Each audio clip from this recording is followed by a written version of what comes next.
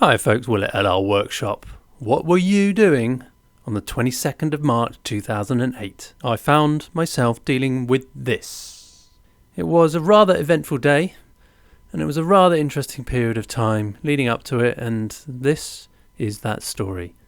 You won't see any footage of the rollover or the recovery, but I do have footage of the surrounding days, plus photos, and I'll try to reenact it with my kids' toys. If you can handle that, you might enjoy this video. I would say this is not a textbook recovery. Don't take any advice from this video. There may be some learning points. What I would say is please be civil and realise that this is a real world scenario that happens all the time, all over the world. I have dozens of examples of this sort of stuff happening. This one happened to me. I'm putting this video out because actually this photo's had a bit of notoriety over the years. If you Google Land Rover rollover, then this photo will probably come up. I won the Safety Vices photo competition in 2011 with this photo. I got a hoodie, some stickers and a rather lovely baseball cap which I ended up mistakenly leaving in Planet Baobab in Botswana. This photo has also been in the Overland Journal, and when Richard Hammond got a new Defender and posted about it on Drive Tribe, somebody posted this photo in the comments rather cheekily. So a bit of context for this story. I'd been in the jungle, the rainforest of Belize for about 6 weeks, building a ranger station to prevent Guatemalans illegally entering into the national parks and chopping everything down. It was a 4-day journey in, and it was a 4-day journey out, mostly on foot, and that is where we start. So at this point I'm going to have to bring someone else into the story. Jennifer. Hi. How do I introduce you? How about that bit of fluff from my most watched YouTube video? I wouldn't introduce me as that. No. So why have I brought you into this video? Probably because I was the one that rolled the Land Rover down the hill. That's probably why. So tell me about that fateful day. I had been delivering canoes to a dam, and I dropped the canoes off, and I was on my way to meet the group who'd been trekking all day in the sun and were probably really hot and knackered. And I was driving up through Mountain Pine Ridge, and I took a left-hand turn. I thought it was the right turn. It was the wrong turn, and it went really steeply kind of down. I realised I'd gone the wrong way, so I just carried on down until I could find a place to turn around. Turned around and was driving back up, and it was pretty steep. And I was driving up, and there's quite a tight kind of bend that bends round to the left, and I was really conscious that there was this massive storm ditch that had worn in on the left-hand side. So it was probably like 2 feet, and I really didn't want to get the wheels stuck in that, because it was by this ditch was like a wall of mud.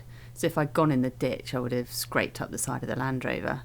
And I was going around the corner trying to avoid this ditch, and the front tyre just eked over the edge of the track, and I could just feel the vehicle go.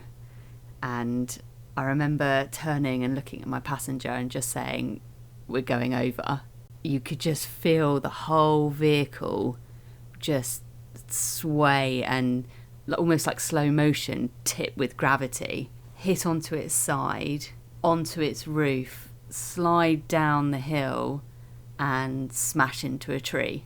Then we're like, oh shit, we just rolled the Land Rover off a really steep hill. And luckily I had my window open. You were hanging upside down at this point? Yeah, so I was hanging upside down, seatbelts on. I kind of whacked my head on the side of the vehicle, which I didn't really think much of, but I'd kind of given myself a black eye. Both our windows were down, because obviously Land Rovers have no aircon. Well, that one didn't. Well, that one didn't. And so we climbed out of the passenger window. And it wasn't until we climbed out the window that we realised quite how steep the drop was, because it was literally crawling hands and knees to get up the bank onto the road. Yeah, so you'd gone over right-hand side. So the left-hand drive vehicle, you'd gone over right-hand side. Yeah. So you were the being the left-hand driver, you were now on the right-hand side. So the driver, you were on the downhill. That was the downhill side. Yeah, I was the downhill side, which is why we climbed out of the passenger window. So we scrambled up this bank until we got on the up onto the road, and I'd taken the VHF radio gear with us, and I radioed through to base to let them know that we had a small issue and weren't going to meet the trekking group, and then kind of scrambled back down, grabbed a few bits out of the window, and walked up the road. I can't remember how long it took us to walk from the vehicle to where the trek group were waiting, but I just remember seeing their faces drop when they saw me walking towards them, knowing they weren't getting a vehicle pickup. Well, yeah, so I was there. That's why we were waiting for you. I think we were expecting a pickup about 9 a.m. and it was like 11 a.m. and you hadn't arrived yet. But that wasn't a big deal because delays always happened. We thought you could have got stuck or something. And then I just remember you walked around the corner and I was like, oh, I didn't hear a vehicle. Where's the vehicle? And you held out the camera and on the camera was a picture of a Land Rover upside down. And I was like, oh, it's a picture of a Land Rover upside down. And I was like, oh, wait, that's your Land Rover. That's why you're on foot. And then I saw your eye, or like your eyebrow, you had a cut on it. And I was like, oh, my God.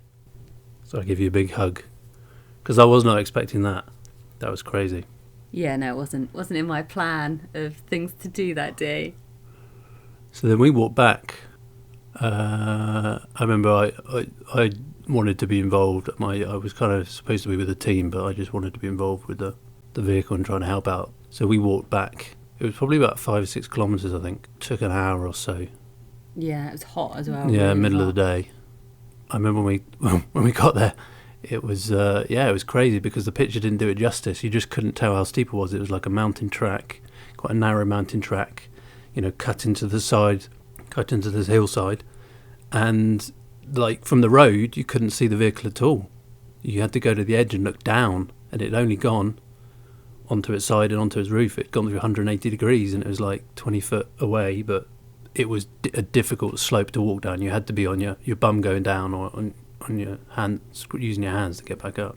The pine forest there was decimated by a particular beetle that kills them years ago. So it's only really just started growing back up, and so it's quite scrubby, and a lot of the trees aren't particularly very thick.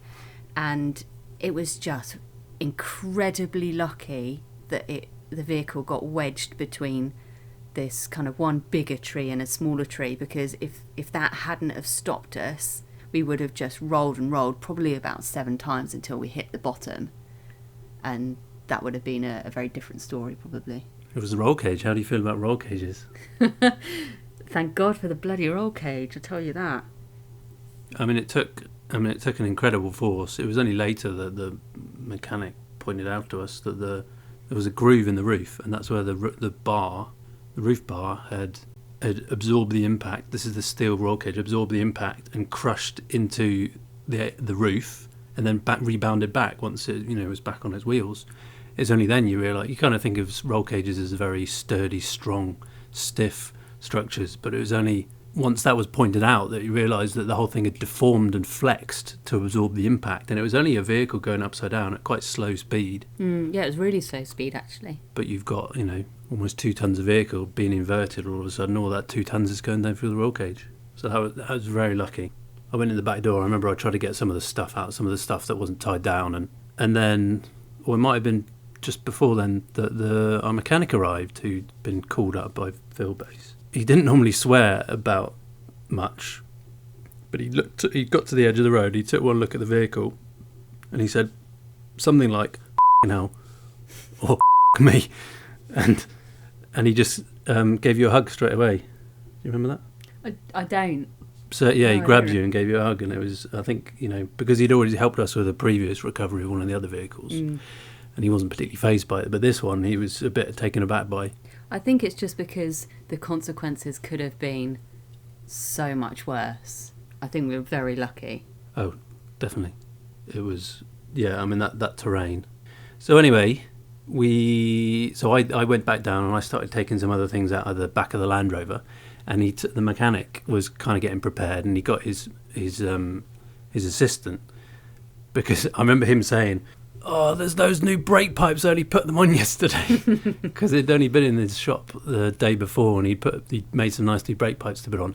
And our other vehicle was off the road with prop shaft problems, so he'd sent his assistant down and said, "Get on there and get the prop shaft off, and at least we've got something we can use for the other vehicle." I don't know what you remember about this, but the mechanic's assistant was on the roof. I was right by the back door, and I just got a load of stuff out of the inside. It started slipping, didn't it? Yes, I was pointing away from the vehicle. There was like a pile of stuff in front of me, and behind me I could only describe it as the noise the T-Rex makes in Jurassic Park. I knew you were going to say that. And I turned around and I just saw the Land Rover moving away from me. Luckily not towards me. It was moved away from me, and the guy on the top, so on the chassis, got thrown off the other side as the vehicle sort of went nose first down the hill, slipped backwards onto its side, and then became wedged by a log. And he'd been thrown off and got tangled in a rope, and it kind of like wedged his leg. So I ran over there, and we I think he'd hurt his knee pretty bad. I got a bit entangled, and the other mechanic came down, and this guy was not a light chap. We managed getting him back up that slope with him on one leg was quite a challenge. So we're in this situation where it started raining, I think, as well. It had gone from everything being quite, sedentary and pedestrian to all of a sudden having got a whole lot more interesting, shall we say. I mean, he was all right, but the guy was all right. He sort of was a bit shaken by the experience, having been thrown off this vehicle as it thundered down the mountain. But he kind of sat out the rest of the day in one of the other cars with a blanket around him. He had some painkillers and stuff. But yeah, that's one person out of action, and there was only, what was there, 1, 2, 3, 4, 5 of us then. Where were you when the vehicle started slipping? I was on the top of the slope just watching. What did it look like? Or it probably felt like it happened more quickly than it did, but it was relatively slow. It just kind of swang through 45 degrees and tipped. But it didn't, from the top, it was more like, whoa, because there was someone standing on the roof. Yeah. But it didn't feel like it was particularly quick, like the car in Jurassic Park falling through the tree. Yeah. God, you can imagine if there were dinosaurs, actual dinosaurs as well. So to some extent, it was a bit of a blessing, because the vehicle was now only kind of 90 degrees away from being, instead of being upside down completely, it was now on its side. So it'd only take a bit less of, and it was pointing up the slope or down the slope, which meant the plan was we were going to flip it, from its side onto its wheels, and then hopefully try and winch it back up. So even though it was a bit further down the mountain, the front wheel went and got wedged under a log that was lying there. So we started hand winching it over, and there'd been like a rope been put around to try and stabilise it a bit. I mean, looking at the photos now, it doesn't look like that rope was going to do much, or really what the point was. I was not particularly leading the situation. No, it was the mechanic was managing the situation, really. That was fine. He had all the kit and stuff, and it was a completely novel experience for me. And I remember it coming over onto its wheels, and it obviously that releases, it gives it, the handbrake was off, so that releases, so gravity does its work a bit, and it kind of rolled a bit forward, not much, but enough to tension this rope. So you've got this vehicle wedged up against a log with a rope under tension going back up the slope. And I remember going down and cutting the rope, because it sort of trapped the vehicle a bit, and going down next to the vehicle and cutting the rope, but not knowing what the vehicle was going to do. That was probably the moment when I was a bit unsure about the whole situation. But so I cut the rope, sort of, it's like a tightly wound rope, and I was cutting through with a penknife, and the strands were going ping, ping, ping, and then eventually it let go, and it just sort of lurched about, probably not that much, less than, a few inches, but it lurched a bit. But I certainly wasn't anywhere downhill of it when that happened. And then what happened? It was getting late in the day by this point. Probably got there about 12:30. And this was probably like 4 o'clock now. We did try and winch it out that first day, though, didn't we? So we did try and winch it. Yeah, there was a Discovery up the hill, and oh yeah, that's right. We were winching, and it was just pulling the other vehicle down. I mean, it really wasn't going to... Because of the angle of the slope, we couldn't get a decent angle to properly pull the vehicle and support the vehicle that was doing the pulling. So we tried all these different funny angles with the ropes, and it just... There were two vehicles, weren't there? There were two vehicles, so it was a 130 tied to a Discovery at the top, and they were being pulled down the mountain by the winching. It was just putting them at risk because the angle was all wrong, and because it was getting late in the day, that's when the call was made to say it's probably not going to roll down the rest of the hill tonight. Let's leave it and come back in the morning when everyone's fresh. Yeah. There was another point at which, probably before it slid, when one of the British Army guys turned up on a quad. Do you remember that? They were just coming up to have a look, I think. Just coming to have a look. And I remember him saying something like, "Oh yeah, the Ream guys will get that out with a Foden, no matter." And they're like, "No worries." And I think in my head I was like, "Yeah, that sounds like a great idea. Get one of them massive lorries with a crane on it." But I think the mechanic was kind of like, "No, it's all right. Thanks, I've got it. I'll take it from here." Kind of thing. It's probably the most exciting thing you'd ever had to deal with.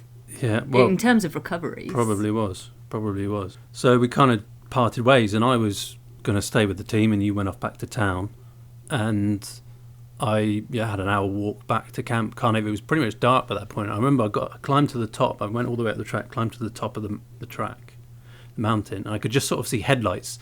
And you guys were heading backwards down the mountain, kind of like reversing down, and then the headlights stopped for a bit, and I kind of stood and watched. I mean, I was like a mile and a half away. I could see you in the distance, and I didn't really, and it looked like something was going wrong, but I didn't really know. And I was like, well, they got enough people, and I kind of carried on. But what happened on that journey back? I have no idea. I'm about to be shown a picture to jog my memory what happened on the way back. I don't remember that at all. Well, you took that photo. Did I? Yes, your camera. That is a Land Rover in a massive ditch. So was it 130? Oh, it might not be 130. I think it's just a pickup. But it's like a Series 3 Stage 1 pickup. And it had, I think the transfer box was broke or something. So it was only 2-wheel drive. So it was reversing down the hill. The front wheels went in the ditch, and it was just totally stuck. And it's one of those situations they couldn't get in front of it to do anything with the other vehicle, and when they pulled it from behind, the wheels just dragged it further down. It just was further in the ditch. So they, this time of night, I think they left it there. It came back for it in the morning. I have got no recollection of that bit whatsoever, even though I took the picture. So anyway, that night, I got back late. I probably turned up.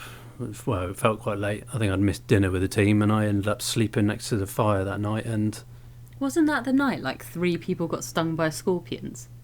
Don't think so. But I was up most of the night. Just mulling it over. And how do I put this?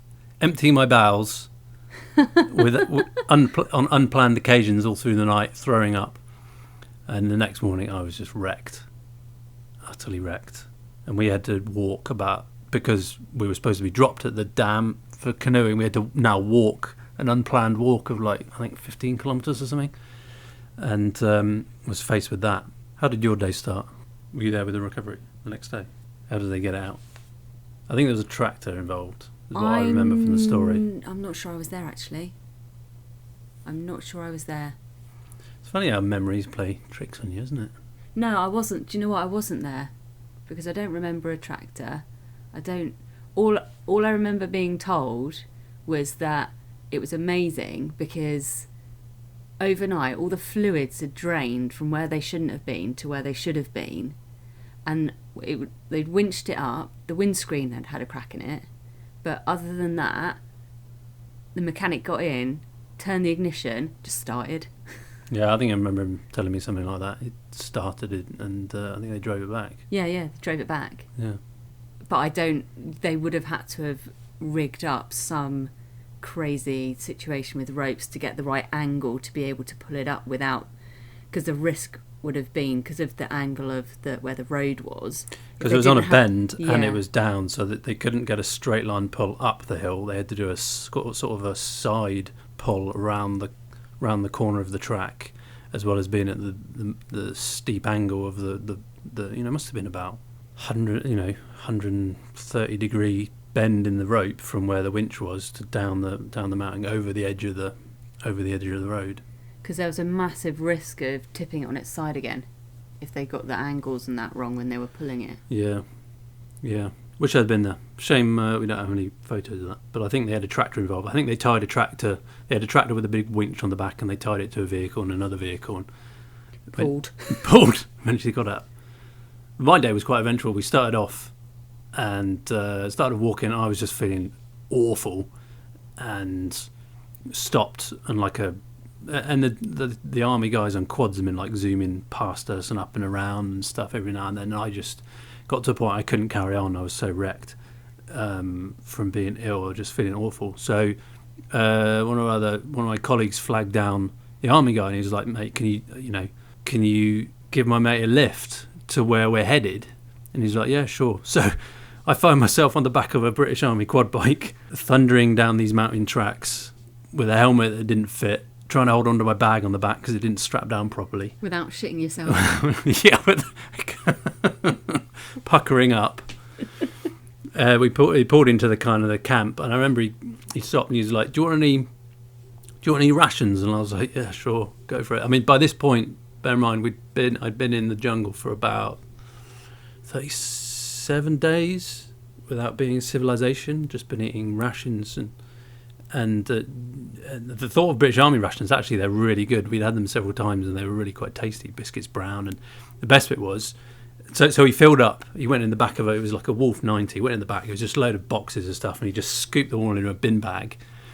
And we headed off to the dam and dropped me at the gate, and there was like a guard there, and he was like, "Oh, hello."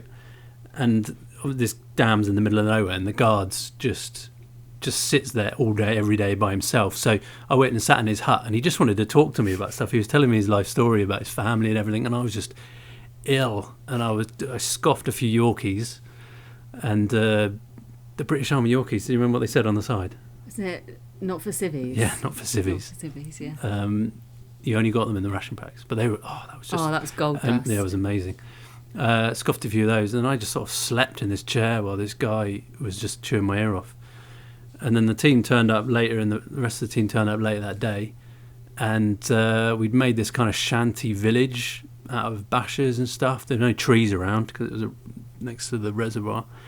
We'd made this shanty village, and it was like 5:30, just before, not long before it would be dark. And I think about half of the rest of the team, just within like 3 to 5 minutes, there were like people heaving over the side of logs, and it was like utter carnage.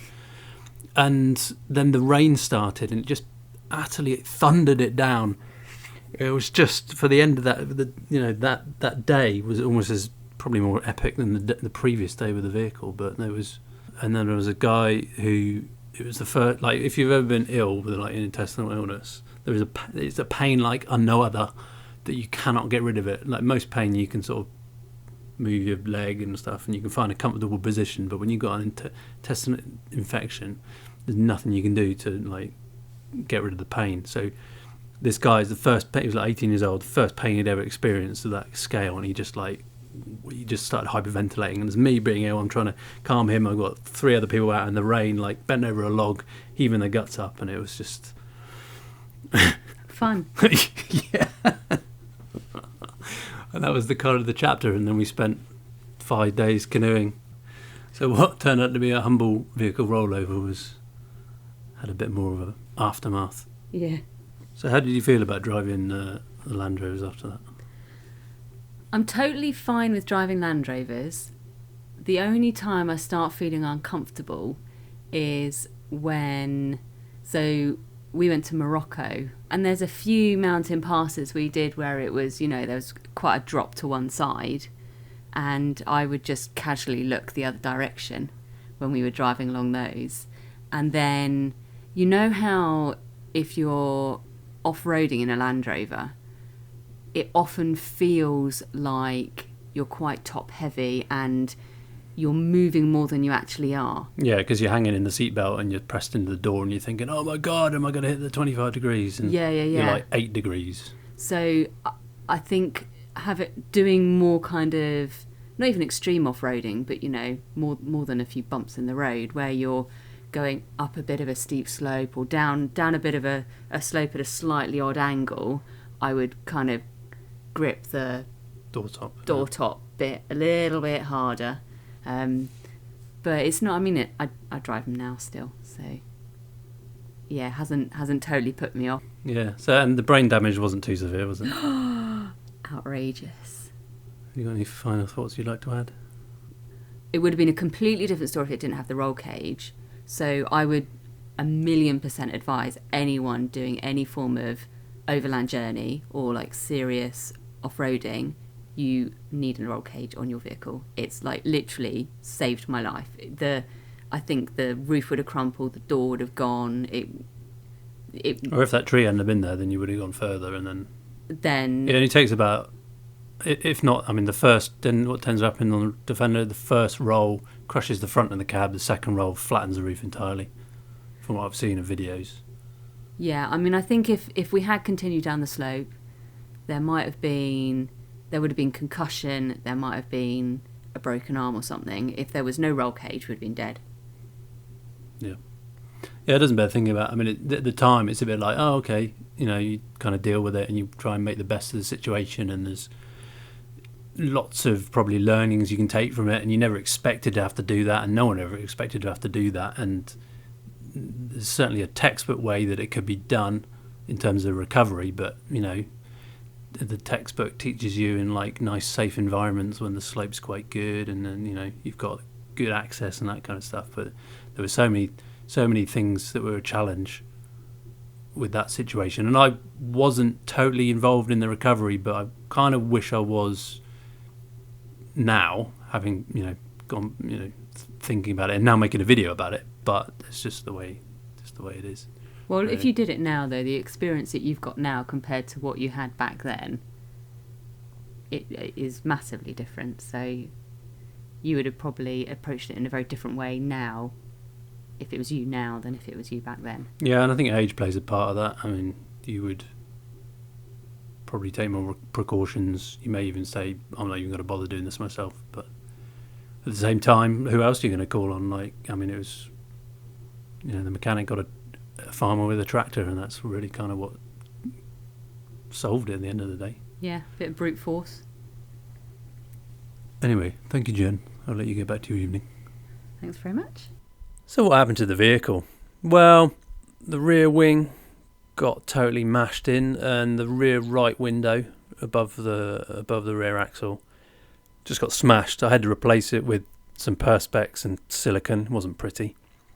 The right-hand door wouldn't seem to latch. I couldn't get it to adjust properly for the door to latch, so it would just randomly pop open.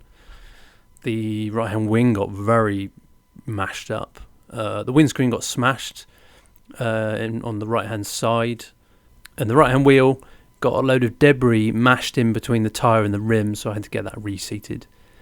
And then the roof rack was just totally mashed. It took some of the brunt of the impact, but it was just totally written off. And the bonnet would never close properly again. It squeaked. So, well, all's well that ends well. It's a real shame, that vehicle. That was such a nice vehicle. It got a lot of people commented on it in Belize. It was a 6-year-old, rest of the world spec vehicle. It was one of the only ones in Belize, and it's just got wrecked. Totally wrecked. But we were using Defenders, we were using these vehicles off-road all the time. They had really hard lives. This one at this point had about 160,000 kilometers, so 100,000 miles. But it was wearing the battle scars, and this eventuality just was the big one that made its mark. You'll see from my all the gear no idea video 4x4 story from Belize that that story happened after this, so you'll see some of the battle scars in that video as well. This vehicle actually got sold off not long after, probably a year and a half after this, and it got totally rebuilt into completely different configuration. But I think it still lives. If you like this video, give us a thumbs up, subscribe for more Land Rover related content. Thanks for watching. Bye for now.